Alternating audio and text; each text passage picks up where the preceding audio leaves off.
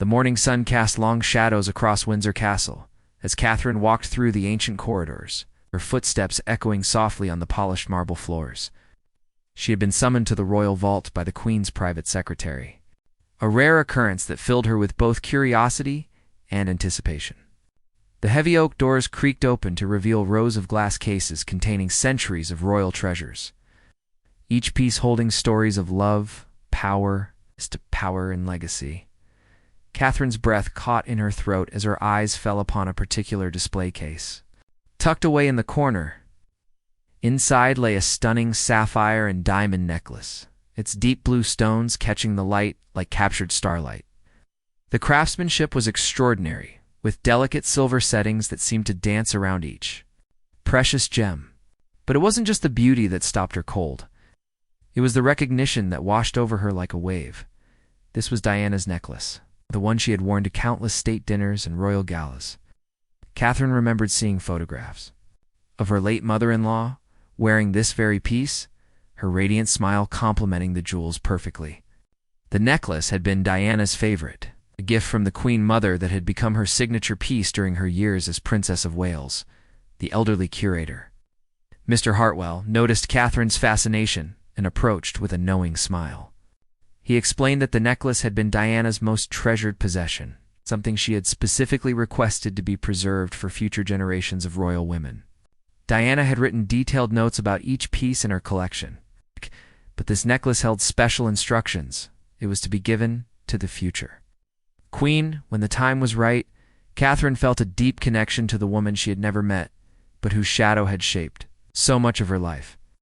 William had often spoken of his mother's grace and compassion, qualities that Catherine strived to embody in her own royal duties. The necklace seemed to represent more than just jewelry. It was a bridge between past and present, a tangible link to the woman who had captured the world's heart. As Catherine examined the piece more closely, she noticed something that made her heart race. Hidden beneath the main display card was a small, handwritten note in Diana's distinctive script. It read, "For the woman who will love my sons as I do, and who will carry forward the light of compassion in the darkest of times, may this bring her strength and remind her that love always wins." The words brought tears to Catherine's eyes, and she felt an overwhelming sense of responsibility and honor. This wasn't just about inheriting a beautiful piece of jewelry. It was about carrying forward Diana's legacy of kindness and humanitarian work. Catherine had always felt the weight of following in Diana's footsteps, but this moment made it feel both more daunting and more meaningful. Mr. Hartwell explained that according to Diana's wishes and the Queen's approval, the necklace was to be presented to Catherine at the next state banquet.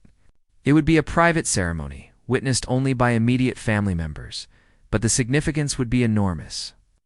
Catherine would be officially recognized as the keeper of Diana's most precious heirloom, a role that came with both privilege and responsibility. As Catherine left the vault that day, her mind was filled with thoughts of Diana and the legacy she was about to inherit. She imagined wearing the necklace for the first time, feeling the weight of history and hope around her neck. The piece would not just be an accessory. It would be a reminder of the strength and grace she needed to embody as a future queen. Little did Catherine know that news of this discovery would soon reach other members of the royal family, setting in motion a chain of events that would test loyalties and reveal long-buried tensions within the monarchy. The necklace that was meant to unite the past and present would instead become the center of a storm that would shake the very foundations of royal protocol and family harmony. Catherine spent the rest of the day in quiet contemplation, unaware that her world was about to be turned upside down by someone who had very different ideas about who deserved to wear Diana's most cherished possession. The news of Catherine's upcoming inheritance spread through the royal household like wildfire, carried by whispered conversations between staff members and hushed phone calls between palace officials. By evening, the information had reached Camilla, who was in her private sitting room at Clarence House, reviewing correspondence from various charitable organizations, when Camilla's personal assistant, Mrs. Fletcher, delicately broached the subject of Diana's necklace. The Queen Consort's reaction was immediate and intense. Her usually composed demeanor cracked, revealing a flash of something that looked suspiciously like anger mixed with hurt. Camilla set down her reading glasses with deliberate precision, her jaw tightening as she processed the implications of what she had just heard. Camilla had always lived in Diana's shadow, even years after the princess's death. Every public appearance, every charitable endeavor, every attempt to carve out her own place in the royal family was inevitably compared to Diana's legacy. Now, watching Catherine receive what felt like Diana's blessing from beyond the grave, Camilla felt a surge of emotions she had long tried to suppress. The queen consort began to pace her elegant sitting room, her mind racing through years of careful positioning and gradual acceptance by the British public. She had worked tirelessly to prove herself worthy of Charles's love and the respect of the nation. Every protocol had been followed, every tradition honored, every slight endured with grace. Yet here was Catherine, effortlessly stepping into Diana's shoes and claiming her most precious possession. What truly stung Camilla was the timing. She had recently been discussing with Charles the possibility of wearing some of Diana's jewelry to upcoming state functions, as a gesture of reconciliation and respect for William and Harry's mother. The idea had been Charles's, a way to show that the family had moved beyond old wounds and could honor Diana's memory together. But now Catherine was being given the most significant piece, the one that had been Diana's absolute favorite. Camilla couldn't help but feel that this was a deliberate slight, a way of reinforcing the hierarchy that placed Catherine above her in the public's affection. The younger woman had never had to endure the years of negative press, the constant criticism, the uphill battle for acceptance that Camilla had faced. As the night wore on, Camilla's initial anger transformed into something more calculated and determined. She began to remember details about the necklace's history that others might have forgotten. The piece had originally belonged to the Queen Mother, Charles's beloved grandmother, who had given it to Diana as a wedding gift. By rights, shouldn't it return to Charles's side of the family, rather than being passed down through William's line? Camilla summoned her private secretary and began making discreet inquiries about the legal and traditional precedents. She discovered that while Diana's will had been quite specific about some items, there were gray areas that could be interpreted differently. 8. The necklace's original provenance as a gift from the Queen Mother created a potential argument for its return to the senior royal line. Armed with this information, Camilla began to formulate a plan. She would not challenge Catherine directly, that would be unseemly and could backfire spectacularly. Instead, she would work through proper channels, using her position as queen consort to raise questions about the appropriateness of the inheritance. She would frame it as a matter of protecting royal traditions and ensuring that the most significant pieces remained with the senior members of the family. The next morning, Camilla requested a private meeting with the Queen's private secretary. She presented her concerns with careful diplomacy, emphasizing her respect for Diana's memory while questioning whether the necklace should be given to Catherine at this particular time. Perhaps she suggested it would be more appropriate to wait until Catherine actually became queen, rather than rushing into such a significant gesture. Camilla's arguments were persuasive and well-researched. She pointed out that precedent typically favored the senior royal line in matters of inheritance, especially for pieces with such historical significance. She also raised practical concerns about the security and insurance implications of transferring such a valuable piece to someone who was not yet queen. What Camilla didn't anticipate was how quickly word of her intervention would reach William and Catherine.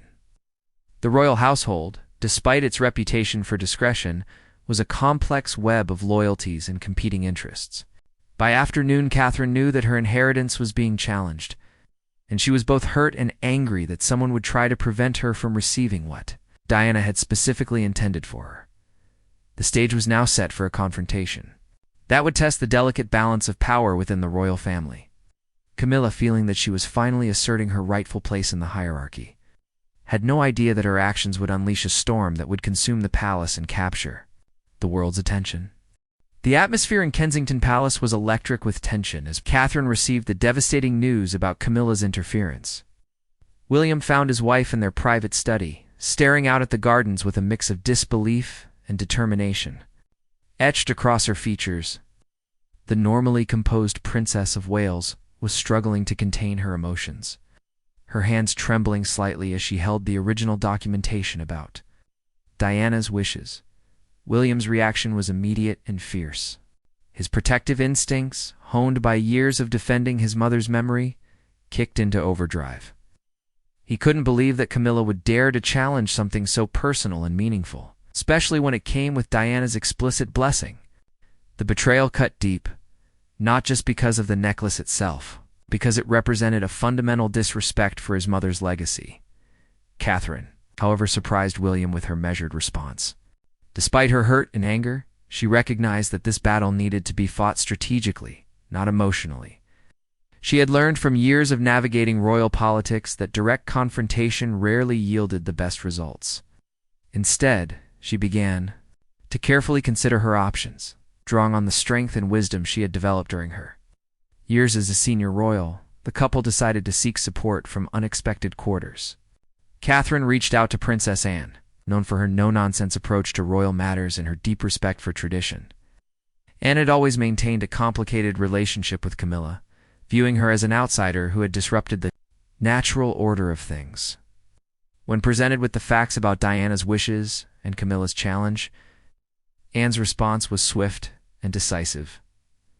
Princess Anne immediately contacted the Queen's private secretary, making it clear that she viewed Camilla's actions as inappropriate and potentially damaging to the monarchy's reputation, and argued that overriding Diana's explicit wishes would be seen as callous and disrespectful by the public, potentially undermining the royal family's carefully cultivated image of stability and continuity. Meanwhile, Catherine began reaching out to Diana's former friends and confidants, people who had witnessed firsthand the princess's attachment to the necklace and her intentions for its future. These individuals, now influential figures in society and media, were more than willing to share their memories of Diana's explicit wishes about the jewelry's destiny. The battle lines were becoming increasingly clear. On one side stood Camilla, supported by some traditional courtiers who believed in maintaining strict hierarchical protocols. They argued that royal jewelry should remain with the senior line of succession, and that emotional attachments shouldn't override established procedures. Camilla had also gained some support from Charles's longtime advisors, who saw this as an opportunity to solidify her position within the family structure. On the other side, Catherine found herself with a growing coalition of support that included not just family members, but also former palace staff who had worked with Diana. These individuals began sharing stories about Diana's deep love for the necklace and her specific instructions about its future. Their testimonies painted a picture of a woman who had carefully considered the legacy she wanted to leave behind. The media began to catch wind of the brewing conflict, though initially the reports were vague and speculative. Royal correspondents started asking pointed questions about jewelry, inheritance, and whether there were any disputes within the family about Diana's possessions. The palace press office found itself in the difficult position of deflecting inquiries while trying to prevent the story from exploding into public view. Catherine realized that she needed to take a more proactive approach. She arranged a private meeting with the Queen, bringing along all the documentation about Diana's wishes as well as statements from witnesses who could verify the princess's intentions. The meeting was crucial, as the Queen's support would essentially end any challenge to Catherine's inheritance. During their conversation, Catherine presented her case with quiet dignity, emphasizing that she wasn't seeking the necklace out of personal desire, but because she wanted to honor Diana's wishes and carry forward her legacy of compassion and service. She spoke about feeling the weight of responsibility that came with the inheritance and her commitment to wearing the piece in a way that would make both Diana and the royal family proud. The Queen, who had always respected Diana despite their complicated relationship, was moved by Catherine's sincerity and impressed by her thorough preparation. She could see that Catherine understood the significance of the inheritance and was prepared to handle it with the appropriate gravity and respect. As word of the Queen's support began to circulate through the palace, Camilla found her position becoming increasingly untenable. What had started as a reasonable challenge to inheritance protocols was now being viewed as a personal attack on Diana's memory and Catherine's worthiness. The queen consort realized that she had underestimated both Catherine's determination and the strength of feeling that still surrounded anything connected to Diana. The conflict was reaching a critical point, with both sides preparing for what might become the most significant internal royal dispute in decades. The necklace had become more than just a piece of jewelry. It was now a symbol of power, legitimacy, and the ongoing struggle to define the modern monarchy's relationship with its past. The inevitable confrontation between Camilla and Catherine came to a head on a gray Tuesday afternoon at Buckingham Palace. Both women had been summoned to what was officially described as a family meeting, but everyone involved knew it was actually a showdown that would determine the fate of Diana's most precious possession. Catherine arrived first, impeccably dressed in a navy blue suit that conveyed both professionalism and quiet authority. She carried with her a leather portfolio containing all the evidence she had gathered: Diana's handwritten notes, witness statements, and historical documentation about the necklace's provenance.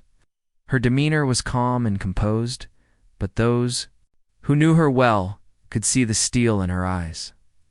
Camilla entered the room 15 minutes later, her own bearing regal and confident. As queen consort, she was technically the highest-ranking woman in the room, and her posture reflected that reality. She had prepared her own arguments, focusing on legal precedents and traditional protocols that she believed supported her position. The tension between the two women was immediately palpable. The meeting was mediated by the Queen's private secretary, Sir Edmund Rothwell, a diplomat of the old school, who had navigated countless royal crises during his decades of service. Began by acknowledging the sensitive nature of the situation and the importance of finding a resolution that honored both Diana's memory and the dignity of the royal family. Camilla spoke first, her voice measured and controlled. She outlined her concerns about the precedent being set by giving such a significant piece to someone who was not yet queen. She argued that Diana's emotional attachment to the necklace, while understandable, should not override the established protocols that governed royal jewelry inheritance. Her presentation was logical and well-reasoned, focusing on the institutional implications rather than personal feelings. Catherine listened patiently, taking notes and occasionally nodding to show she was following Camilla's arguments. Turn came to respond. She began by acknowledging Camilla's concerns and expressing her understanding of the complex protocols involved. However, she then systematically dismantled each of Camilla's arguments with quiet precision. Catherine presented Diana's handwritten note, reading it aloud in a clear, steady voice that emphasized the personal nature of the princess's wishes. She explained how Diana had specifically chosen this necklace to be passed down because it represented her hopes for the future of the monarchy and her desire to see compassion and love continue to guide the royal family's work. The most powerful moment came when Catherine shared testimonies from Diana's former staff members, people who had witnessed the princess's deep emotional connection to the necklace. One particularly moving account described how Diana had worn the piece during some of her most important humanitarian missions.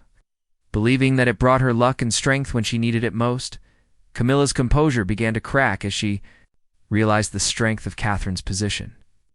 The younger woman had not only prepared thoroughly, but had also framed the issue in terms of honoring Diana's memory rather than challenging royal protocol. This approach made it nearly impossible for Camilla to continue her opposition without appearing to disrespect the beloved princess. The queen consort made one final attempt to salvage her position, suggesting that perhaps the necklace could be shared between the two women, worn on alternate occasions as a symbol of unity within the family. This compromise proposal revealed her desperation, as it contradicted her earlier arguments about protocol and precedent. Catherine's response was swift and decisive. She pointed out that Diana's wishes had been crystal clear, and that attempting to modify them would be a betrayal of the princess's trust. She also noted that sharing such a personal and meaningful piece would diminish its significance and potentially create ongoing conflict about who could wear it when. Sir Edmund recognized that the meeting had reached its conclusion. Catherine's preparation and the strength of her evidence had effectively ended any legitimate challenge to her inheritance. He diplomatically summarized the discussion, noting that Diana's explicit wishes, supported by substantial documentation, provided a clear path forward. Camilla found herself in an impossible position. Continuing to fight would make her appear petty and disrespectful, while conceding defeat would be a public acknowledgement that she had overreached. She chose a middle path, graciously accepting the decision while maintaining her dignity. The Queen Consort stood and addressed Catherine directly for the first time during the meeting. Always. Her words were carefully chosen, expressing her respect for Diana's memory and her acceptance of Catherine's inheritance. However, the undertone of her statement made it clear that this was not truly the end of the matter, but rather a strategic retreat. Catherine accepted Camilla's concession with grace, but she remained alert to the possibility of future challenges. The confrontation had revealed deeper tensions within the royal family, issues that went far beyond a single piece of jewelry. The necklace had become a symbol of these larger conflicts, and its resolution would have implications for the balance of power within the monarchy. As both women left the meeting, the atmosphere remained charged with unresolved tension. Catherine had won this particular battle, but the war for position and respect within the royal family was far from over. Necklace would soon be hers, but the price of victory was the knowledge that she had made a powerful enemy in the process. The weeks following the confrontation were marked by an uneasy peace that settled over the royal household like morning mist. Catherine had officially received Diana's sapphire and diamond necklace in a private ceremony, attended only by William, the Queen, and a handful of senior palace officials. The moment she fastened the clasp around her neck, she felt the weight of history and the profound responsibility that came with wearing Diana's most treasured possession. However, the victory felt hollow in many ways. Catherine had hoped that resolving the inheritance dispute would bring closure and allow the family to move forward together. Instead, she found herself navigating an increasingly complex web of palace politics where every gesture was scrutinized and every interaction carried hidden meanings. Camilla's response to her defeat was masterful in its subtlety. Rather than openly sulking or causing dramatic scenes, she embarked on a carefully orchestrated campaign of passive resistance. She began making pointed comments about the importance of respecting royal traditions and maintaining proper protocols, statements that everyone understood as indirect criticism of Catherine's inheritance. The Queen Consort also started hosting more intimate gatherings for selected members of the royal family and their close friends, events to which Catherine and William were notably not invited. These exclusions were presented as simple scheduling conflicts or space limitations. But the message was clear. Camilla was using her position to create alternative power centers within the family structure. Catherine found herself caught in an impossible situation. She could not directly address Camilla's behavior without appearing paranoid or vindictive, yet allowing it to continue, unchallenged, risked undermining her own position within the family. The necklace, which should have been a symbol of unity and continuity, had instead become a source of ongoing division. The British press began to pick up on the subtle tensions within the royal family, though they had no concrete information about the dispute over Diana's necklace. Royal correspondents started writing speculative pieces about possible friction between the two most senior royal women, citing anonymous sources who claimed to have witnessed awkward interactions at public events.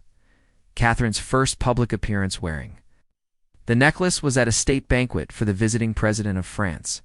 The moment she entered the ballroom, a hush fell over the assembled guests as they recognized the iconic piece.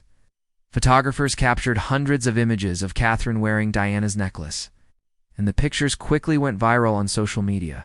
The public reaction was overwhelmingly positive. People saw Catherine wearing the necklace as a beautiful tribute to Diana's Myri, and a symbol of the continuity between past and present. Comments poured in from around the world, with many people expressing how moved they were to see Diana's legacy being honored in such a meaningful way. However, the positive public response only served to deepen Camilla's resentment. She watched from across the ballroom as Catherine gracefully accepted compliments about the necklace, each praise feeling like a personal slight. The Queen Consort had worked for decades to establish her own identity within the royal family, only to see Catherine effortlessly claim a piece of Diana's legacy that commanded instant respect and admiration. Behind the scenes, Camilla began working to limit Catherine's access to other pieces of royal jewelry. She started raising questions about the insurance and security arrangements for various historical pieces, creating bureaucratic obstacles that made it difficult for Catherine to borrow items for special occasions.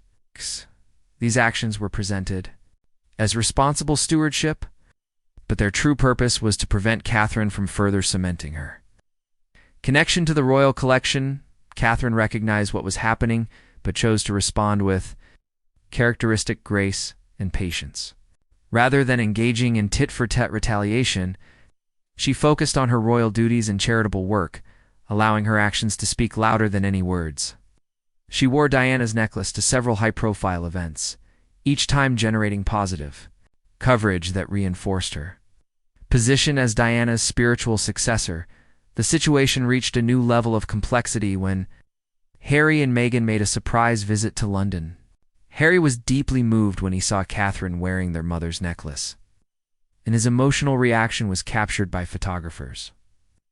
The image of Harry embracing Catherine while she wore Diana's jewels became one of the most powerful photos of the year, symbolizing healing and family unity.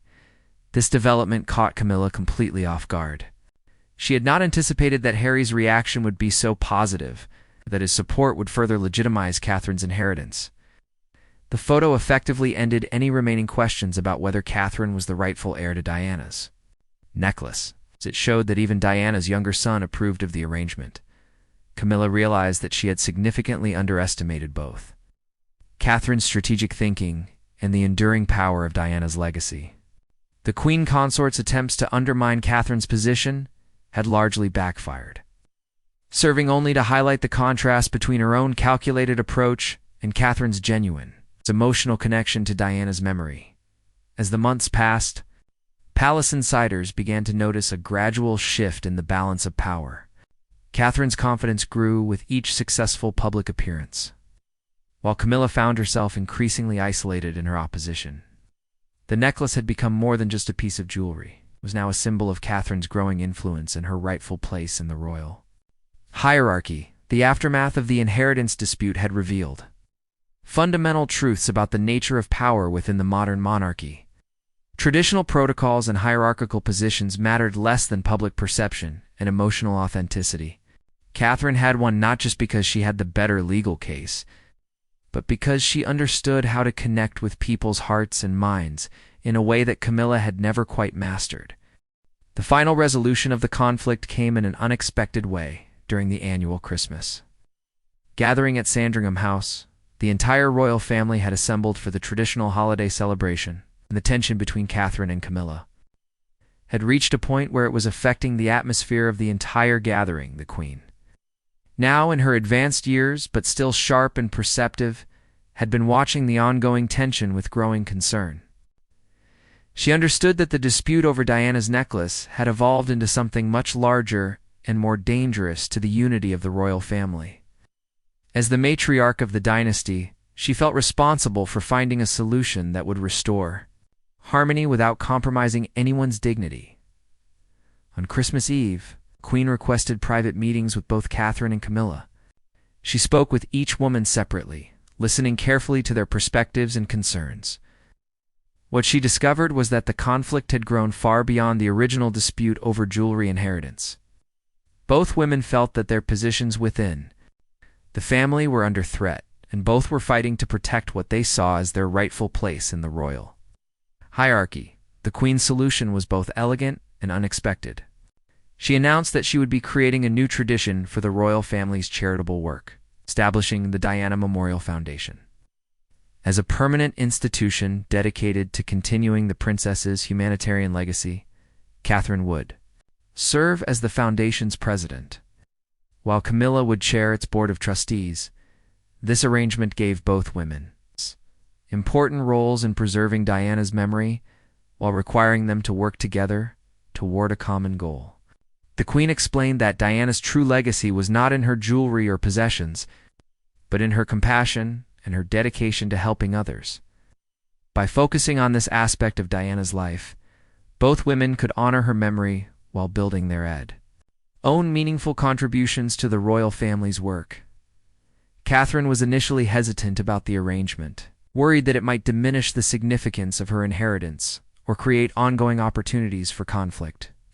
However, she gradually came to understand the wisdom of the Queen's approach. The foundation would allow her to channel Diana's spirit of service while demonstrating her own commitment to the values that Diana had embodied. Camilla's reaction was more complex. She recognized that the Queen's proposal offered her a way to gracefully exit from an increasingly untenable position while still maintaining her dignity and influence. More importantly, it provided an opportunity to transform her relationship with Diana's legacy from one of competition to one of collaboration. Announcement of the Diana Memorial Foundation was met with tremendous enthusiasm from the public and the media. People were moved by the idea that the royal family was coming together to honor Diana's memory in such a meaningful way. The foundation's mission statement emphasized the importance of compassion, service, and making a positive difference in the world. Values that resonated deeply with people around the globe. The first public event for the foundation was a gala dinner held at Buckingham Palace, with Catherine and Camilla appearing together as co-leaders of the new initiative. Catherine wore Diana's sapphire and diamond necklace for the occasion. But this time the focus was not on the jewelry itself, but on the work that it represented. During her speech at the gala, Catherine spoke eloquently about Diana's legacy and the responsibility that came with carrying it forward. She acknowledged the challenges of living up to such an inspiring example while expressing her determination to honor Diana's memory through action rather than just words. Her remarks were heartfelt and genuine, touching the hearts of everyone present. Camilla's speech was equally powerful, focusing on the importance of service and the need for the royal family to work together in addressing the world's challenges. She spoke about Diana's unique ability to connect with people from all walks of life and her commitment to using her position to make a positive difference. Her words demonstrated a newfound respect for Diana's legacy and a willingness to embrace it rather than compete with it. The transformation in the relationship between Catherine and Camilla was gradual but genuine. Working together on the foundation's projects, they began to develop a mutual respect and understanding that had been missing from their previous interactions. They discovered that they shared many of the same values and goals, even if they approached them from different perspectives. Catherine found that she could learn from Camilla's experience and institutional knowledge, while Camilla appreciated Catherine's fresh ideas and natural ability to connect with younger generations. The foundation became a vehicle for both women to grow, develop their own unique contributions to the royal family's work. The necklace continued to be a significant part of Catherine's public appearances, but its meaning had evolved.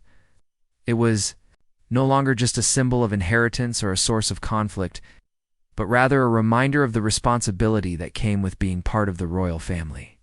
Each time Catherine wore it, she felt the weight of Diana's expectations and the hope that she could live up to the legacy that had been entrusted to her.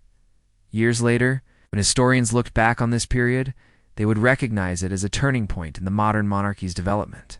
The dispute over Diana's necklace had revealed important truths about power, tradition, and the changing nature of royal authority. More importantly, its resolution had demonstrated that the royal family could evolve and adapt while still honoring the best aspects of its past. The Diana Memorial Foundation grew to become one of the most successful and respected charitable organizations in the world. With Catherine and Camilla working together to expand its reach and impact, the foundation's success became a testament to the power of collaboration and the importance of focusing on shared values rather than personal differences. Catherine continued to wear Diana's necklace at important events, but she also began to create her own legacy of service and compassion. The piece had become a bridge between past and future, a symbol of continuity that honored Diana's memory while allowing the royal family to move forward with confidence and purpose.